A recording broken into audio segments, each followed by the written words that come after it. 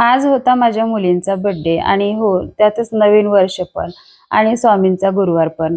हा दिवस काही कुठल्या सणापेक्षा कमी नव्हता बरं का. सकाळी उठून ना अगोदर यांचं औक्षण वगैरे करून घेतलं. त्यांना स्कूलला जायचं होतं आणि माझा आशीर्वाद ना माझ्या मुलींसाठी एकच राहील ना, त्यांची जी स्वप्न आहेत ना, ती पूर्ण झाली पाहिजेत. कारण त्यांची स्वप्न खूप मोठी आहेत आणि ते त्यांचं बघण्याचं त्यांनी धाडस ठेवलेलं आहे. आणि नंतर ना मग मी स्वामींचा असा अभिषेक वगैरे करून घेतला आणि नंतर मग दुपारी लागली होती मी केकच्या तयारीला. आता इकडनं मला केक 2 बनवायचे होते कारण माझ्या वडिलांचा पण बर्थडे असतो आणि माझ्या मुलींचा पण.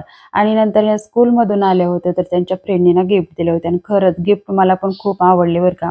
नंतर इकडे मग संध्याकाळी माझे केक रेडी झाले होते आणि नंतर आम्ही इकडे बर्थडे